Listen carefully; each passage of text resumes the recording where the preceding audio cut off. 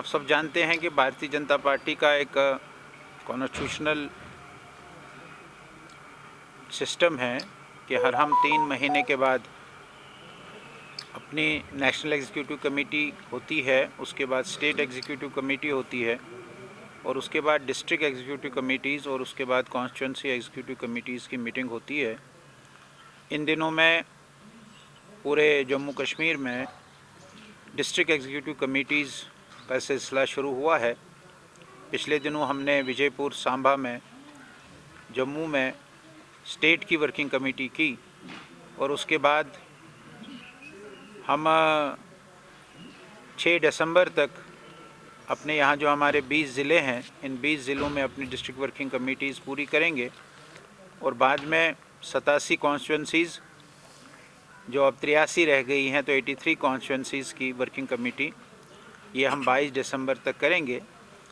In working committees में हम पिछले 3 महीने का लेखा जोखा, पार्टी के कार्यकर्ताओं ने क्या किया, इसका हिसाब किताब लेते हैं और अगले 3 महीनों में हमको क्या करना है इसकी भी जानकारी हम अपने कार्यकर्ताओं को देते हैं। विशेष तौर पर हम इस समय जो अगले 3 महीनों का काम हमारा है, जो पार्टी ने नेशनल लेवल पर तय किया है, वो हमको बूथ लेवल तक जाना है। तो हम कॉन्स्टिट्यूंसी से बूथ तक कैसे जा सकते हैं, ऐसी सारी व्यवस्थाएं हम अपनी 20 के 20 वर्किंग कमेटीज़ में करेंगे। और आगे के कुछ जो हमारे प्रोग्राम्स रहते हैं, 25 दिसंबर को अटल बिहारी वाजपेयी जी का जन्मदिन है, कल वैसे संविधान दिवस भी हैं। ऐसे आगे के हमारे कुछ कार्यक्रम जो हैं वो हम चर्चा करते हैं। प्रधानमंत्री जी की मन की बात जो हर महीने के आखिरी रविवार को होती है, उसमें पार्टिसिपेशन बढ़े, अधिक से अधिक स्थानों पर प्रधानमंत्री की मन की बात सुनी जाए, ऐसा भी हम इन मीटिंग्स में करते हैं। ऐसे हमारी पार्टी की जो रूटीन हमारा काम है, उस रूटीन काम को ये 22 दिसंबर तक हम ये पूरा करेंगे और सभी कॉन्स्टिट्यूंसीज़ में हम इन मीटिंग्स को करेंगे। और उसी प्रकार आज हमारे श्रीनगर डिस्ट्रिक्ट की ये मीटिंग हो रही है, कल अनंतनाग की हुई है।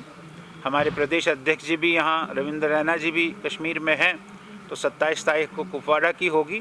और ऐसे ही ये सारी मीटिंग्स है कि देखिए, मैंने कल भी कहा कि हमारे प्रधानमंत्री जी और हमारे होम मिनिस्टर ने फ्लोर ऑफ द हाउस में इस बात को दोहराया है कि ये जो स्टेटहुड है हमारी जम्मू कश्मीर की, वो वापस आ जाएगी। थोड़ा डिलिमिटेशन हो जाएगी चुनाव के नज़दीक या चुनाव के बाद, इस प्रकार की बात सरकार ज़रूर करेगी, ऐसा हमारा पूरा विश्वास है। वही बात मैंने कल भी कही। ऐसी बातें आ रही हैं, वो कल हमारे प्रधान जी ने, रविंद्र रैना जी ने उसका जवाब दिया है। आपने आज अखबारों में भी मैंने पढ़ा, यहाँ के लोकल पेपर्स में छपा है कि वो अब जिनका वो ख्वाब है, सपना है, उनको अब वो छोड़ना चाहिए। भारतीय जनता पार्टी और यहाँ के लोग, दोनों लोग अब आर्टिकल 370 को दोबारा से जम्मू कश्मीर में लाने के लिए न कोई तैयारी है और न कोई ये वापस आ जाएगा, ऐसा पूरा विश्वास है मेरा। कौन सा अफसर सेशन जो है बहुत अरूज पे, यहाँ पर लोगों का काम नहीं हो रहा है, क्या कुछ कर रहे हैं? नहीं, वो मैंने बताया है, कल भी बताया मैंने कि एक जो इलेक्टेड रिप्रेजेंटेटिव्स होते हैं, इलेक्टेड रिप्रेजेंटेटिव्स का बड़ा रोल होता है और लोगों की इजी एक्सेस होती है। ब्यूरोक्रेट्स के पास लोगों की इजी एक्सेस नहीं होती है बनिस्बत की इलेक्टेड रिप्रेजेंटेटिव्स के पास। लेकिन आप देखते हैं कि यहाँ हमारे डीडीसी के मेंबरान चुन गए हैं, हर ज़िले का एक चेयरमैन है, डिप्टी चेयरमैन है, बीडीसी के चेयरमैन चुने गए हैं, सरपंच चुने गए हैं। ये भी एक रिप्रेजेंटेटिव है जो लोग उनके पास जाकर अपने काम को करवाते हैं। और पिछले कुछ दिनों में आपने देखा होगा कि जो हमारे डिस्ट्रिक्ट डेवलपमेंट बोर्ड के चेयरमैन्स हैं, उनकी ताकत और बढ़ गई है। शुरू में शायद इस कारण से नहीं थी कि अभी शुरुआत थी, लेकिन अब डिस्ट्रिक्ट डेवलपमेंट बोर्ड के चेयरमैन्स काफ़ी एक्टिव हो गए हैं। सरकार के साथ वो सीधी बात भी करते हैं, लोगों के साथ भी सीधी बात करते हैं। लेकिन असेंबली जब आती है और उसका जो मेंबर होता है वो भी एक रिप्रेजेंटेटिव होता है, वो रिप्रेजेंटेटिव भी काफ़ी पावरफुल होता है। और इसलिए मुझे लगता है कि थोड़ा इंतज़ार करना है और इलेक्टेड रिप्रेजेंटेटिव आएगा तो लोगों की एक्सेस उसके साथ इजीली होती है।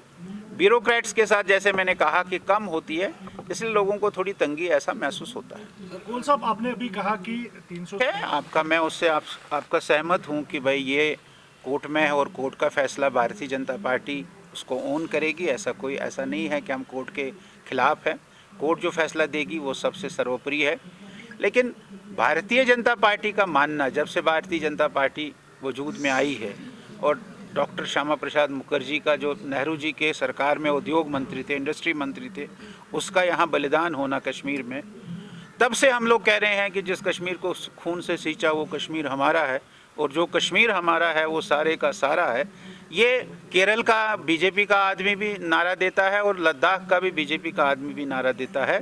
भारतीय जनता पार्टी आज से नहीं, 1953 से 370 और 35A को हटाने के पक्ष में है और वो हट गया और हमेशा इस पक्ष में रहेगी। लेकिन जो भी कोर्ट का फैसला होगा वो कोर्ट का फैसला हमको सर्वमान्य होगा। गोयल साहब, पिछले 3 साल से ऐसे में क्या कहना चाहेंगे आप? हम तो ये कहते हैं कि भाई ऐसे वाक़या नहीं होने चाहिए और इस वाक़या के लिए सरकार ने एक कमीशन भी गठित किया है, वो इसकी छानबीन करेगा और जो इसमें दोषी होंगे उनको सज़ा मिलेगी। लेकिन आपको ये बात भी देखनी है कि जो सारे आज इंटरनेशनल फोरम है, जो आज भारत के खिलाफ साजिश बन रही है और उसके लिए उनको जम्मू कश्मीर एक इजी टारगेट लगता है, इसलिए वो इसका इस्तेमाल करते हैं।